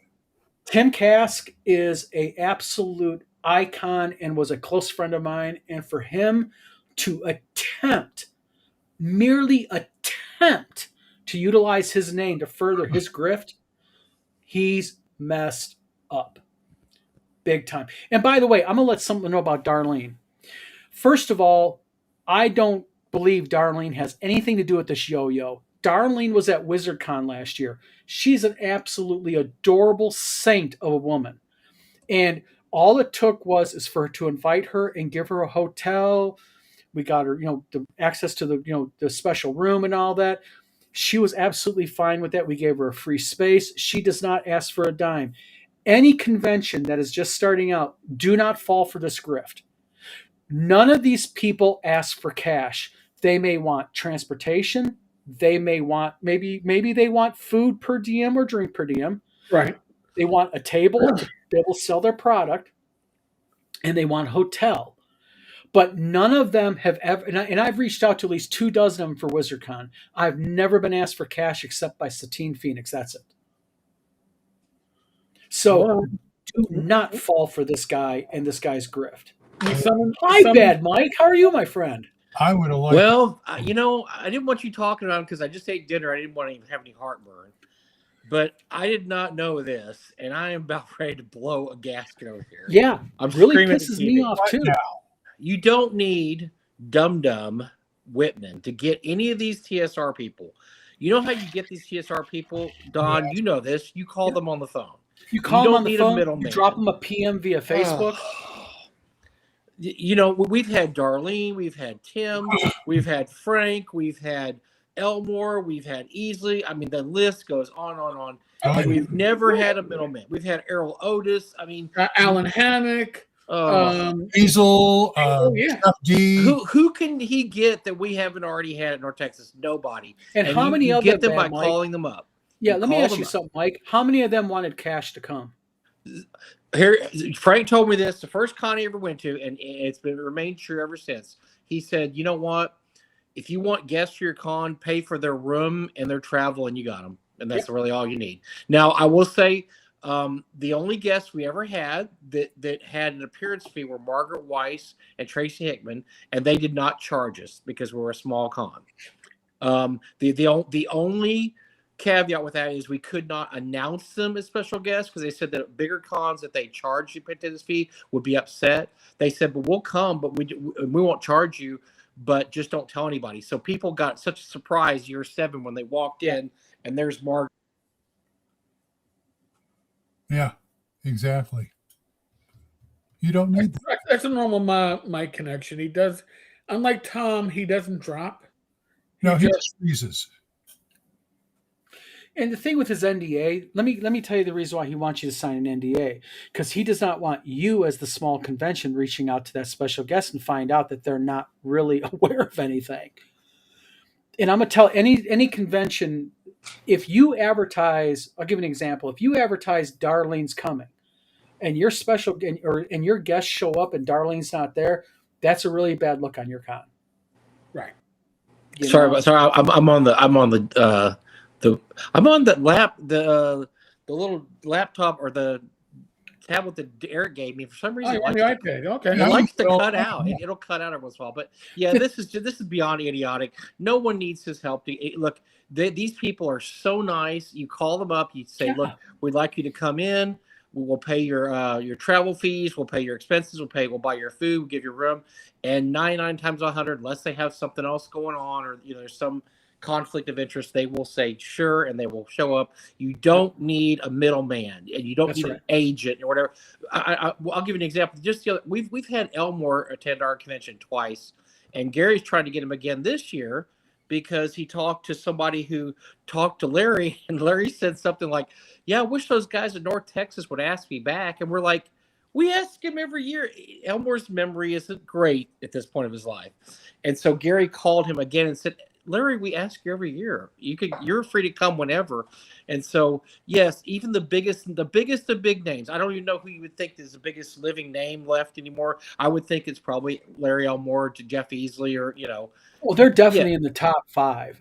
But they will come. That you Yeah. just call them up, or nothing else. They'll just tell you no. I mean, you don't need a middleman. This is beyond idiocy. What he's doing. This is beyond. What is he doing for the money, Don? You're paying him for You're what? paying friends and family. Yeah, So the you Oh, ability to that's have a good. Yeah, you're paying guarantee. friends and family. That's great. You yeah, can't even and get a the refund. thing is, I Ugh. think what he's going to do is this: I think he'll draft up some contract, and there'll be some type of vague language that if they cancel, that he's not responsible, blah blah blah, or some shit. It's a Ken Whitman contract. This is something that Ken started because it's like he wants to turn this whole community into like Comic-Con where they do pay. Well, what he does is he does Stuka dive bombing like the Germans did during World War II in Stalingrad. He dives in, hits what he can, and then flies away. And that's what he's doing now again. He did it with his first series of a half dozen or 8 Kickstarters to the tune of almost 300 grand. He's done it in the movie making industry. There's a guy that called him flat out for it. You know, that guy's name, Keith? Keith Migra, under the Atlanta DT Casting and Group said Whit Women has been scamming people under the guise of Little Monster Entertainment, telling new and upcoming actors that he's running a school to teach acting and SAG skills. SAG has been notified, as well as the AG of Kentucky. Now, I saw this earlier. I have reached out to SAG to see if Ken is a member. SAG did respond relatively quickly and said that Mr. Whitman is no longer a member of the Screen Actors Guild. Oh, so that's why the pivot's happening. Oh, That's right. Yes. So, and he went on to say that he owes people hundreds of thousands of dollars to people. Please, new actors, stay away from the scam. Google Ken Whitman. Many videos and proof pop up. Eric, do you remember when he was in Atlanta? Yes. When he's coming The off woman his Walking Dead days, when he was Axeman for 5 seconds in a Walking Dead. Remember when he was conning people out of money? All right, he bought all the. I mean, that was he had huge. memorabilia from The Walking Dead, including like somebody's shoe. But the certificate of authenticity, I reached out. Oh God, I forget the name of the company, but they do coin authenticities and stuff like that. I reached out to them because he was showing a certificate. I said, "Is this a legitimate certificate of yours?" And they went, "Where the hell did you get that?" Yep, because those grading companies don't give certificates. They encase and encapsulate. Yes. There's a barcode that you can enter the number and it identifies it. Also, remember he had that female actress. I don't remember her name, of course, Eric, but remember he got her to buy. She took a loan out and bought him all this equipment, and then he took off. And she was looking for him for years. All right, that woman was also the one he conned into doing his laundry. Okay. Yes, she took him for money. He took her for money, and she had been doing his laundry for him, and I think cooking some meals. It's been a long time. Honestly, listen, Ken is, if nothing else, all right, he's a sweet talker. Now, I can say this as somebody who Ken was apparently telling the FBI was going to be on my doorstep, waiting for me.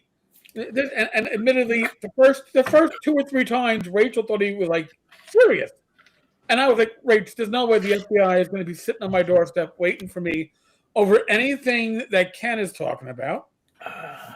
So, Ken, by the way, he almost apologized for that on the live stream when I brought that up. But the thing is, when you lie about stuff that he can't help.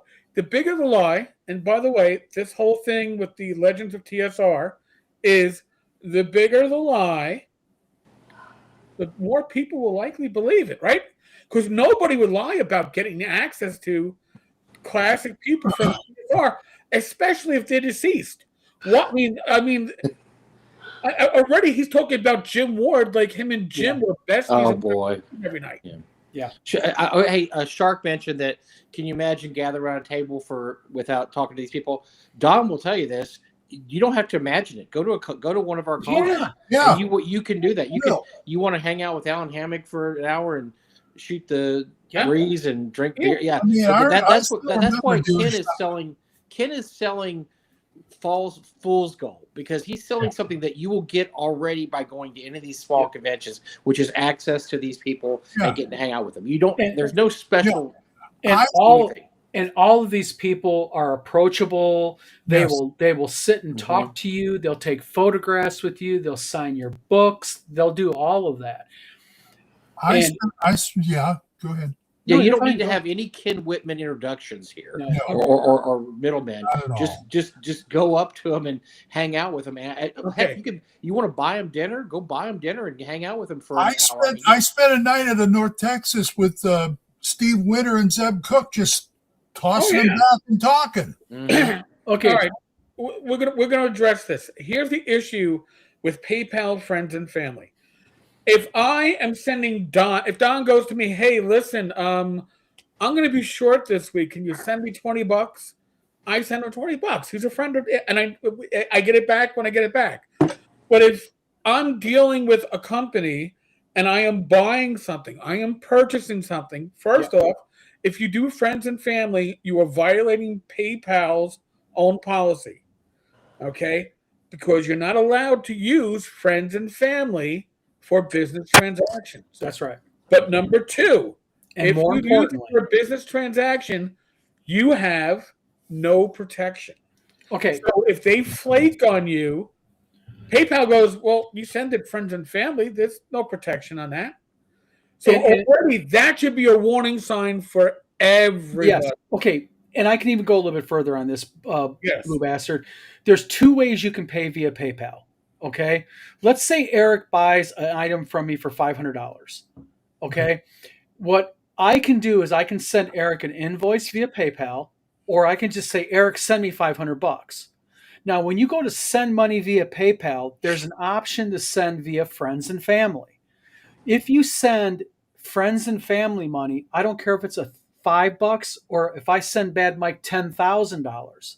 If I go screw you and I rip Bad Mike off for that $10,000, if Bad Mike sent me it via friends and family, PayPal says, "Hey, that's your problem, dude. You sent it friends and family. You have no buyer protection." True story, Don. I lost a lot of money on very early days of PayPal doing that, and I'm very embarrassed about it to this day. But I sent some money, friends and family, and they just basically gave me the middle finger, and that I had no recourse, zero. I do high end models and movie props for people. Eric has seen those. Yep. And I have a policy. I will not let people send me it via friends and family because it's well known in the groups that anybody who requests it via that way is usually a scammer. Usually, now, I have customers that I've dealt with multiple times that now send me via friends and family because what that also does is that doesn't let you incur the fees. Yes, right. But the thing is I don't let people do that unless I've dealt with them multiple times. It's not a good practice. It's just bad taste. It's and not. you should not be in the habit of doing it because I'll do it to family. I'll do it to real family. When I send stuff to my brothers or my mother, I'll send it to friends and family because it's like you said, it's no fees. But I have to know the person really well. It has to be you, Eric, Glenn, Zach. I mean, somebody that I know so well. That's the only place. The reason I would send friends. But when he says that, your warning bell should go off like a 5-alarm fire. And as a matter of fact, what PayPal does now, when you select friends and family and hit submit, a box will pop up and it warns you. If it's somebody that you've not dealt with before, that you lose your PayPal protection if you go ahead and send via friends and family. So their new feature is that they actually warn you before you do it. So anyone you deal with on PayPal new, if they want it via friends and family, there is a high probability that there's some type of grift or scam attached to it. Yeah, that's a warning. Like I said, that's a 5-alarm fire warning sign that he's doing that. But I just wanted to pop on and say the whole idea is idiotic because these are not unapproachable. This isn't like you're trying to get, Celine Dion or whatever on your show. I mean, this isn't an unapproachable celebrity. These are people who you can easily get a hold of. They have Facebook presences. They go to other conventions. Just talk to them and get them to come on. You don't need any kind of middleman. He's selling a service that's not required, needed, or necessary. It's so typical the kind of crap he pulls. And he will never have a legitimate TSR name use his services because they know who he is. Yeah. Right. If they don't, they need to. I mean, some of the older people might not. I know there's a few of them. Unfortunately, Larry got tangled up with him for a while. Which he regretted. Boy, you should have been at the North Texas when the last North Texas he was at a few years ago. When he just eviscerated Ken for like an hour at the table one night. He was so pissed that he never did business with him. He invoked today Tim Kask's name to me. That pissed me off. I can tell that. That was not smart. But like Tim, you could call Tim on the phone. Tim would, it's just so dumb for him to say, for people to think that, well, these people are so unapproachable, I guess I better go through Ken, and I guarantee you, he hasn't talked to any of these people about this so-called middleman agent bullshit either. Because all he's going to do is, if you're stupid enough to give him money, he's going to call up Darlene and say, hey, Darlene, such and such wants you at whatever convention. Would you like to appear there? And Darlene will probably say yes. And then he'll call you back up and he'll claim his money. And then he'll just put you in touch with Darlene. I mean, you could have done that yourself. He's making money for nothing. What he's doing is he's targeting newer conventions is what he's doing. Sure. And, he's a predator. He's a predator. And, it's hard enough to get, as a new convention, it's our second year. It's hard enough to get people to buy your tickets and come to your convention as is. You know what I mean? It's a really tough job, depending where you're at, without having yo-yos like him who are giving smaller cons a bad name. By the way, somebody please, just for giggles, contact Ken and ask to be put in contact with Satine Phoenix. Oh, well, yes. Just ask her about that. He deserves it, doesn't he? That would be. Outprice him. And by the way, Adino, I understand where you're coming from. If someone gives money to the nitwit, you deserve to lose your money. The thing is this. Number one, he's a very charming, charismatic individual. Oh, he has an 18 charisma. He dumped both points into charisma. Okay? I will say that. But number two, people like the individual in question rely upon others not knowing. That's the reason why Not Another Dime exists. That's the reason why I bring up stuff like this, and Don brings up stuff like this, and Mike does, and Glenn does, because we don't want people in our community to be preyed on by somebody who's looking to fleece them. Quite simply. Again, we do a lot of things that are community-based, whether it's talking about this stuff or saying, hey, if you have a new channel, we'll help you, or if you have publishing questions, just ask. But this is part of that same community thing. Don't fuck with our people. Because it pisses us off. It says here Don should contact all the TSR alumni. I already plan on it. I'm doing it after this video.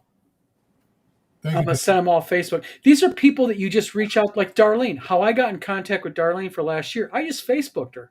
And she was such a beautiful woman to respond. She was Sweetheart. Like, oh, wow, can I have your website? They do want a little verification, which I don't blame them. Tell me about your convention. Do you give me they have just basic questions. You can tell they're just used to going to conventions. Sure. And they want to have. They want to come, don't they? Don? These guys want to. They want to attend your convention. They love interacting with fans. I mean, there's very few of these old TSR guys that are grumpy. I don't want to contact you fans. Almost none of them. They all want to contact their fans, and they love going to conventions. And so yes, just contact them. It's so easy to do through Facebook or through or talk to Don. And if you're one of these guys, I don't know if I can talk to him.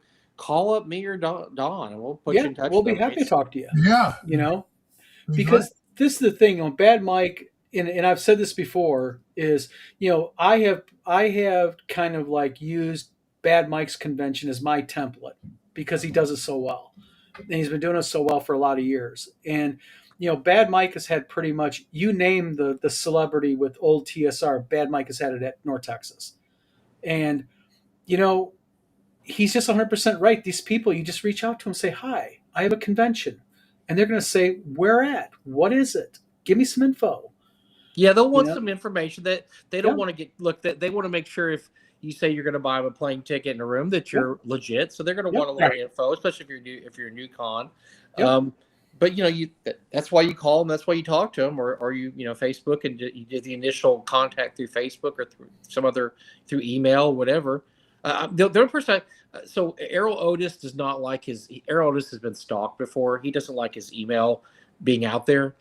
And so that's the only person that when you would have trouble getting in touch with, because he purposely makes it very difficult to get in touch with him. But he will have stuff forwarded to him. I can forward something to him. You'll just never know his email. He'll either decide if he wants to contact you or not. And that's because he's had some really unfortunate certain situations with Yeah, stalkers. like I've reached out to Errol Otis because we're in the process of an OSR contract, and I've reached out to Errol Otis via Facebook saying I'd like you to do a cover for the project. He has reached back out to me and he gave me what his prices are and everything, but he wants to make sure who he's dealing with. So Yes. he He's asked very several, careful. Yeah. yeah, he asked several clarifying questions about what the He had project a was. situation many years ago where he was stalked, and it's pretty scary. And so he, ever since then, has been very secretive about his, where he lives and things like that. So he will check you out. He will definitely check you out, make sure you're legit. Very approachable. Very approachable. But everybody else, but yeah, if you meet him at a con, the nicest guy ever. Oh God, just super nice. I've actually ran him in two BX games at two different North Texas, and just the absolute nicest guy ever. And like that's the only person I can think of that you'd have maybe now. Like I said, Weiss and Hickman, they did require an appearance fee when we talked to them. I don't know. I don't know if they still do. I mean, maybe they still do. Maybe they don't. I don't know. Yeah. But other than that, it's just you just call them up and make talk to them, and you work something out, and then they'll tell you whether or not they can come or not, and you're good to go. And if Steve Marsh isn't hiking a mountain, he'll come to our. Steve Marsh, hiking a mountain, come there. But I mean, we've Steve Winters, Zeb Cook. I mean, you just go down. Look at all the guys that Ron has at Page this year. I mean, any of these guys will come. They'll come to your con. And Ron at Page did not use any middleman or anything like that. Ron just reached out to him. Nobody does that. That's ludicrous. These are not big. Like I said, this isn't like getting a rock star or something to come to your con. Yeah, if you're gonna call up what for a White Snake reunion, you probably need to talk to an agent or something. I don't know what White Snake's doing right now, but they're probably all 80 years old. But no, but I'm just saying, yeah, in that case you may need to talk to an agent or a promotional guy. But no, none of these TSR guys are that famous or that hard to find, or they're behind that many levels of minions or anything. People they want to play. I'll tell you, Joe Manganiello, who's been at he's been at Gary Con several times. Mm-hmm. He was going to come to our convention 2 years ago. I remember that. And we talked to him on the phone. I mean, just call Joe Manganiello, who's a pretty legit movie star. We had some issues because he ended up getting divorced from his wife that year, Sofia Vergara, and he called us and said, "Guys, I got some things going on. I'm not going to be able to make it." We said, "We read the tabloids. We understand." And so he had some other things going. But even a guy like Joe Manganiello, we didn't have to go through a middleman to get to him. Yep. We just talked to Luke and them at Gary Con, and they talked to him, and we got the number. And so very, very few of these guys do you have to go through any levels of getting to it. It just him. The fact he's trying to offer this service immediately should send your antenna up and say, okay, what is he really off? What is he really giving you here? What is he really offering here? I'd like to ask him. I'd like to say, who would you get me that I couldn't get myself spending 24 hours on Facebook or LinkedIn or whatever? Who could he possibly get me that I can't get? But the thing is, there's another indicative thing about his email. Is that email was sent to me today, and he mentions Tim Kask. You cannot go in any gaming group right now on Facebook without knowing Tim Kask passed. That's right. Oh yeah, so he wrote this earlier. It's just a copy and paste. Yeah. It's a copy and paste email. That's all that is. And listen, I know old school OSR people. They reach out to me when they have questions about certain things being legit. Now there is another site. There is another site that kind of does something similar, where it will do your matchmaking between, you can say, celebrities, including people like Stefan Pokorny, and like gaming groups. But it includes like doing like virtual games. That's a service that's being offered, but this isn't a legitimate service because. If you go to the Legends of TSR website, nobody, he mentions all these names in this email. There's nobody on the site that signed up for the service. It's all placeholders. Yeah.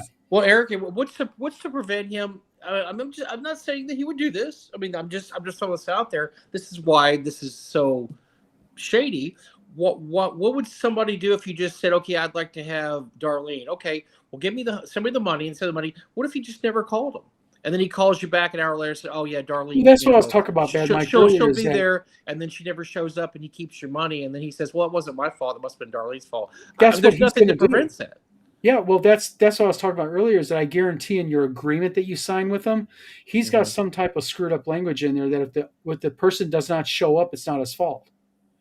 And I know what he's going to do. He's going to charge there's no appearance fee. QIA. That's all. Yeah, there's nothing that says he ever even contacted. I'm not saying he would do that, but I'm saying that's something. If you pay friends and family, guess what? He's going to keep your money, and you're not going to get anything back of it. And you have no idea. You have no idea if you ever actually contacted that person or not. Absolutely. And so that's the danger of using a service like this. It's not really a service. Is that you don't really know the legitimacy of it. It's like the one Eric sent via PM. They're called Caliber Experiences.com. They list Heidi Gygax and Eric Gygax Garland.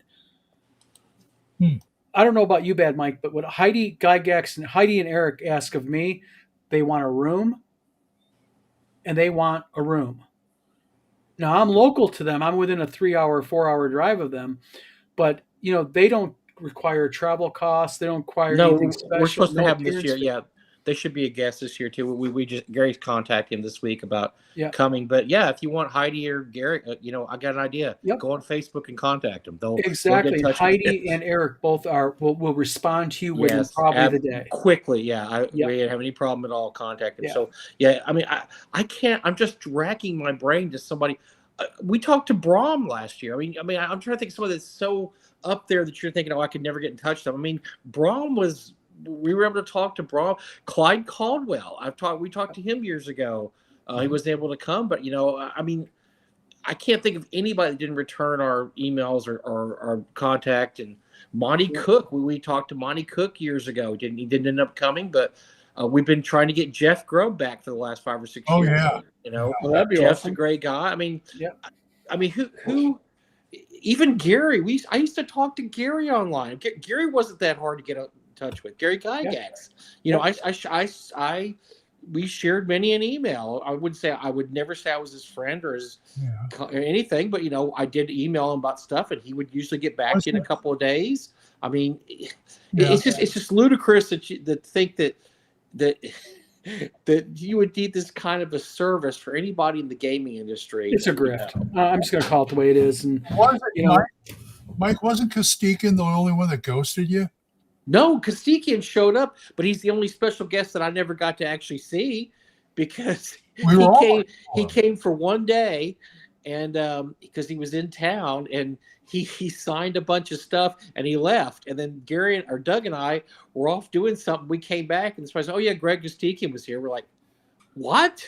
Like, oh yeah, he showed up and he talked to people and he signed stuff and he wandered around this and that, and then he left. Like that's our only special guest I never got to meet was Greg Kostikian. I spent the whole con looking for him. I had stuff for him to sign. He was only there one day, and he's an odd fellow. You don't know what he looks like. He's an interesting fellow. Let's just put it that way. Okay.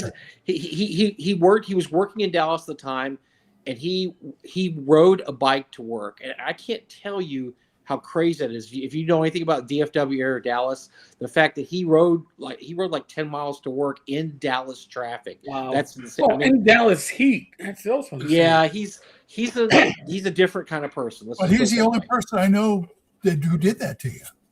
Yes, he's the only person that showed up one day that just decided, okay, I've been here for about 3 or 4 hours. I'm going to leave. And Doug and I were like, he was here? Like, I was like, oh, yeah, he was wandering around the convention. Right. Like, okay, well, we never got to meet Greg because I brought a lot. I'm a big fan of Greg's. Me too. I have a lot of his games and stuff. I have one of his pocket games that is very rare, and I wanted him like, hey, right there, please, Well, we didn't ask him back because I think the only like I said, he was just in town. We said, look, you're in town. Can you come by? He's like, well, I don't think I can ride my bike there. We're like, Greg, we'll hire you an Uber. You don't have to ride your bike out here. I mean, it would have been really far. And so I think we may have even paid for the Uber. We sent him money to come here because he didn't have a car. He was in Dallas without a car. I mean, he's just a different. He's an iconoclast, I guess you'd call him. He's not your regular dude. And so Shark's saying Ginny D's a grifter here. I don't think Ginny D's a grifter. She has a successful YouTube. It's a business to her. Oh, that's fine. And she has an agent she deals with. And they're legitimate. This is her job. Ginny D does a job in a service, and this is her job. Yeah. And look, all power to her. She's making money off probably get what she does. But she sells stuff. She gets sponsors. She's sponsored by a lot of people, and she's kind of the ultimate dream for an influencer, I guess. Right? That's what they want to end up. Everybody wants to end up where Ginny D is right now. If they're an influencer. Well, Shark also asked, does Heidi Gygax play D&D? Yes, she does. She also publishes several OSR modules for D&D. Really? And Tom mentioned modules for couples. What they do is they have a module that's designed for a couple to play. Although and it's actually pretty cool. That's hers? Yes. Yes. That's wow. Heidi and Eric's. And they're right now at Page. So, and I'll tell you what, Heidi and Eric are excellent guests to have at your convention. They're very approachable. So involved. Oh God, they get so involved. Say hi to the puppy for us. That's all I'm going to say. Yeah. Say hello to Hades. Say hello to Hades. Yeah. But by the way, Frugal GM, we said a certain name. It's like Candyman, but I messaged Peter Atkinson yesterday, and he got back to me in an hour. I know damn well he does not know who I am. So any convention runner could do that. Exactly. It isn't hard to reach out to these people. And Peter Atkinson is a pretty damn big name in gaming. Yes. Yeah. I've contacted Peter Atkinson. I mean, how much higher can you get than Peter Atkinson? I gamed with him one night online back. Oh my God! He was in. We went to Gamehole Con. We had a little side room that we had. He was in there playing a game with John Peterson, and I said hi to. I mean, none of these guys are unaccessible. None of these guys. Hey, they're not demigods. Play. They all want to play.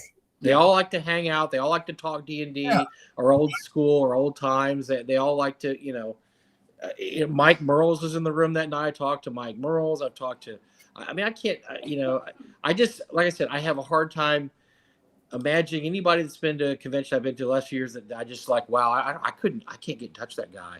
He's just so far up the ladder that there's just no way I can do it. It's just infuriating. Don, thanks for infuriating me tonight by mentioning that. But that just infuriates me. That the level of idiocy involved in that kind of a comment. But we have, this is the thing, though. I think it's critical that we have videos like this because people need to know about him. And because what's going to happen? He's going to find some small con startup. Yeah, he will. Yep. And they'll send him a couple $100, and he'll say he tried to contact Darlene, but he couldn't get and she said yes, and then Darlene won't show up, and then he'll blame it on Darlene. It's not Darlene's fault. That's right. Death Angel, I hope you've been listening to us because he's starting a con this year. Yes, his first one, and Denison. So, I'll be going. I will be there. I will be going to his. So will I. It's look, anything around the Dallas, Texas, Oklahoma, Arkansas, I'll make it there. Yeah, that's in my wheelhouse. Gage and I will be there, and he's great guy. Okay, I will say, so somebody he posted about Lorraine Williams. I probably couldn't get a hold of Lorraine Williams because her own brother Flint Dilley can't get a hold of her. No, I will tell you, if you need to get a hold of Kathleen Kennedy, I have Kathleen Kennedy's cell phone number. Because she has she actually has one of my studio scale X-Wings I made for her in her office that she used to have for Lucasfilm games, Disney. Really? So yes, I'm the one. I in her photo that X-Wing in the background on her office, I built that X-Wing on contract for her. Nice. Well, Doug tried to get a hold of Lorraine Williams because he thought that would be funny to have her. I said, no, it wouldn't be funny. Nobody wants to see her. And he found out, well, she lives overseas now. She lives in Europe.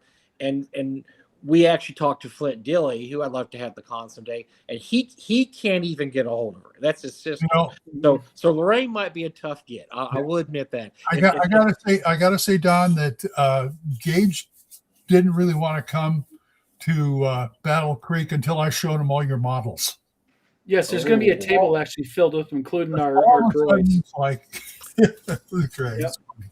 Anyway. Well, as I said earlier, we do these live streams because you don't know where they're going to go. This is a hex crawl, okay? This is us exploring along with you. I mean, even Mike joined the party late and got kicked out. Well, hold on, he's back. Hold on, he's in, he's out. He's in, he's out. I have to say one thing real quick to Death Angel.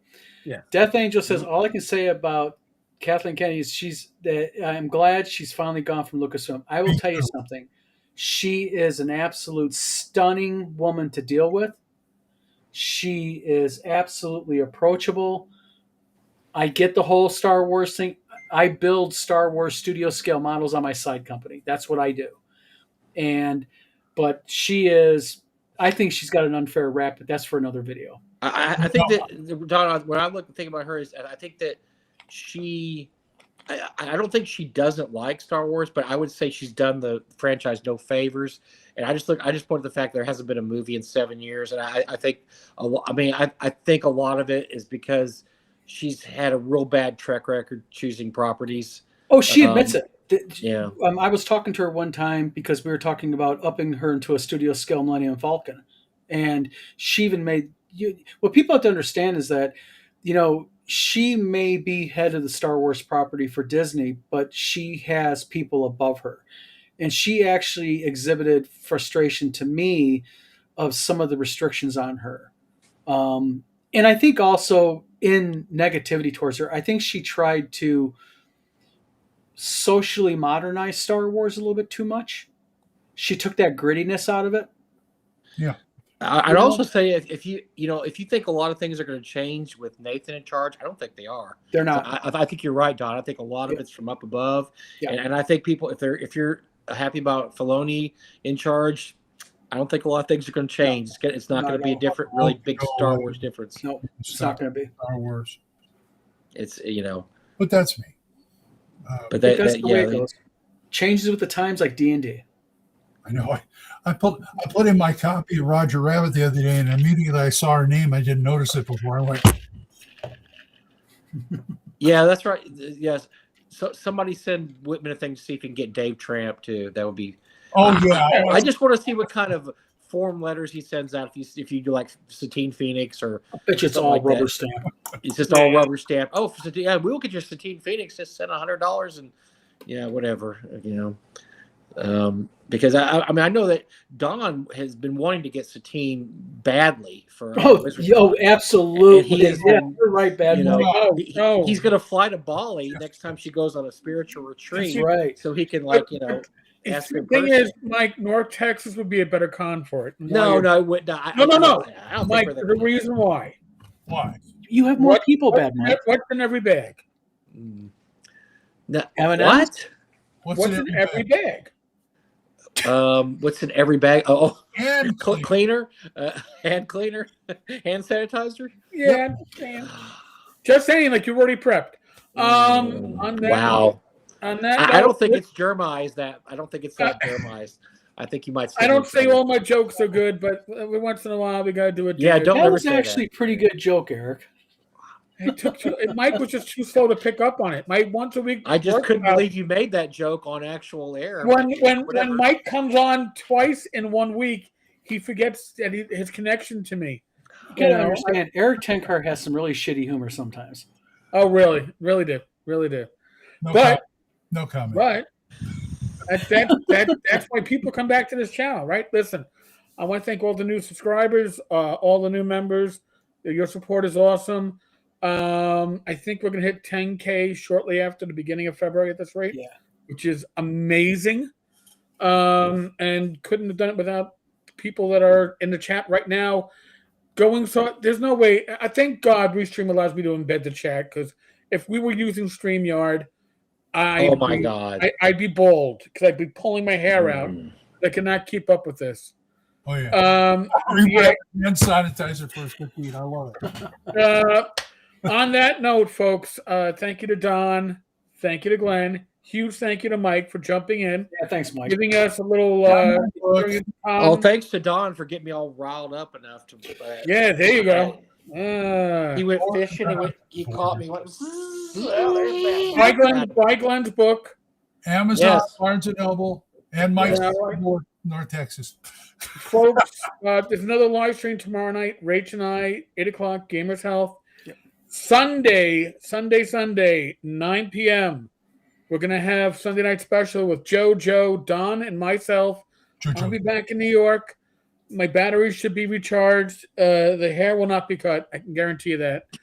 My batteries should be recharged. OSR Christmas should get sorted out Monday. And